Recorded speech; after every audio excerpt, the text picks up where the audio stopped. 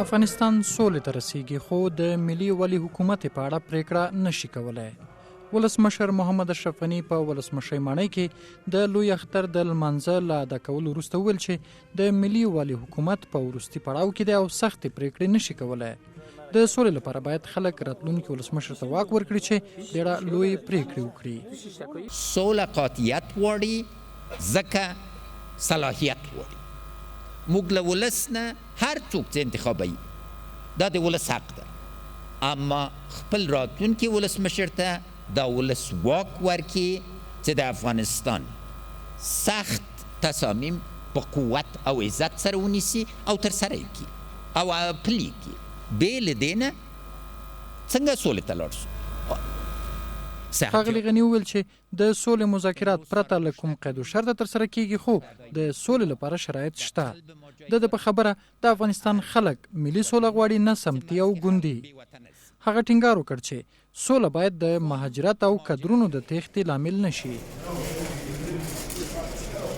د سولې اتم پړاو خبرې د طالبانو او امریکایي چارواکو ترمنځ په قطر کې دوام لري او ویل کېږي چې په نږدې ورځو کې به د دواړو لوریو ترمنځ د سولې هوکړه لاسلیک شي. طالبانو له افغان حکومت سره د یو لوري په توګه په هغه صورت کې خبرو ته چمتوالی ښودله چې بهرني ځواکونه له افغانستانه ووځي.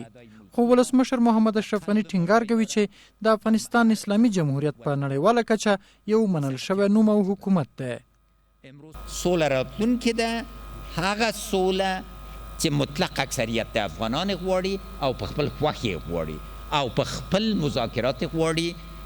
د جمهوریت اسلامي د افغانستان چې منل سوی دولت په ټول نړۍ کې ده او منل سوي قراردادونه او علایق لري او د طالبانو حرکت سره. خو دلته یو شمېر کابل ښاریان له سیاسي ناندریو لرې د قربانۍ لپاره د څارویو په پیرلو بوخت دي.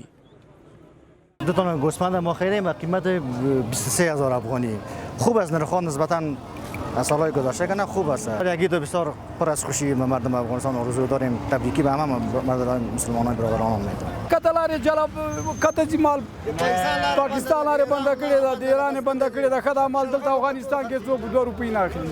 څه چاره نور وګورئ، ملکونه را باندې ودرېدل، ډاګونه ودرېدل. په تیرو کلونو کې په دغه ورځو کې بدلته د خلکو جمع جوش زیاتو، خو سره له امنیتي تهدیدونو بیا هم یو شمېر خلک دلته د اختر د لمانځلو لپاره راغلي دي. امروز به مناسبت روز عید ما آمدیم در سر تپه وزیر اکبرخان به خاطر تفریح با جمله دوستا و عزیزانم و امید برای همه هموطنان عزیز یک عید خوش و پر فیض و برکت داشته باشید. کارمندار ته د اختر مبارک وای. د اختر مبارک